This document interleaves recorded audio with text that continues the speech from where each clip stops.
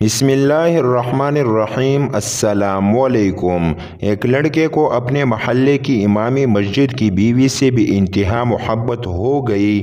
لڑکے نے اپنی اس محبت کا ذکر اپنے ایک بہت قریبی دوست سے کیا۔ اس نے اپنے دوست سے کہا، مجھے امام صاحب کی بیوی سے بھی انتہا محبت ہے اور میں چاہتا ہوں اس معاملے میں تم میری مدد کرو۔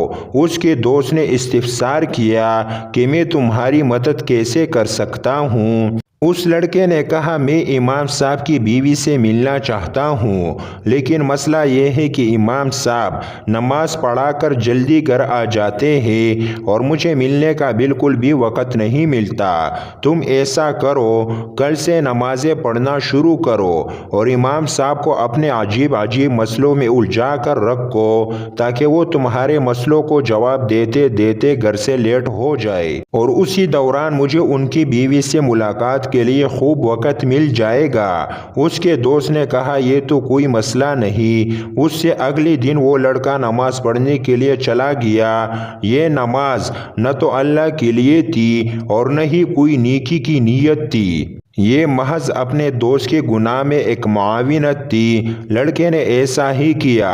جب بھی امام صاحب نماز پڑھا کر فارغ ہوتے تو وہ امام صاحب کو لے کر ایک کونے میں بیٹھ جاتا، امام صاحب سے عجیب سوال کرتا اور امام صاحب اس کے عجیب سوالوں کا جواب دیتے لیٹ ہو جاتے۔ اسی دوران اس کا دوست امام صاحب کی بیوی سے ملاقات کر لیتا۔ یہ معاملہ تقریباً 2 سے 3 مہینے چلتا رہا۔ ایک دن اس کے دل میں خیال آیا کہ میں کتنا غلط کر رہا ہوں۔ امام صاحب کی بیوی کے لیے میں نے کیا کیا تاکہ میرا دوست خوش ہو جائے، لیکن یہ تو گناہ ہے جس کا مجھے کل کو حساب دینا ہے۔ دنیا مکافات عمل ہے، ہو سکتا ہے کل کو یہ میرے ساتھ بھی ہو جائے۔ اس دوست کے دل میں طرح کے خیال آنا شروع ہو گئے۔ اس رات یہ سو نہیں پایا اور اس نے عہد کیا کہ میں صبح جا کر امام صاحب سے سب بات بیان کر دوں گا اور اس کے بعد وہ جو مجھے سزا دیں گے مجھے قبول ہے۔ اگلے دن لڑکے نے جا کر امام صاحب کو سب ماجرا بیان کر دیا۔ امام صاحب نے اس کی بات سنی اور مسکرا کر کہا، ارے نادان، نہ تو میری کوئی بیوی اور نہ ہی میری کوئی بہن، تمہارا دوست کس کی بیوی کو ملنے جاتا ہے؟ یہ بات سن کر وہ لڑکا پریشان ہوا اور امام صاحب سے کہنے لگا کہ واقعی آپ کی شادی نہیں ہوئی اور نہ ہی آپ کی کوئی بہن ہے۔ امام صاحب نے کہا کہ تمہیں غلط فہمی ہوئی ہے۔ لڑکا بہت پریشان ہوا۔ اس نے سوچا کیوں نہ میں دیکھوں آخر وہ کس کو ملنے جاتا ہے۔ ایک دن اس نے اپنے دوست کا تعاقب کیا۔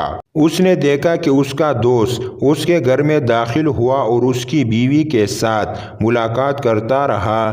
یہ دیکھ کر یہ لڑکا بہت پریشان ہوا۔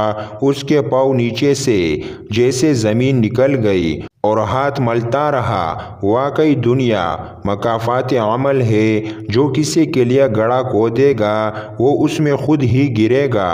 اللہ تعالیٰ فرماتے ہیں، گناہ میں کسی کا ساتھ مت دو اور نیکی میں بڑھ چڑھ کر ایک دوسرے کا ساتھ دو، اور اچھا دوست وہی ہے جو کسی کو گناہ سے روکے اور اس کو اللہ کی طرف متوجہ کرے۔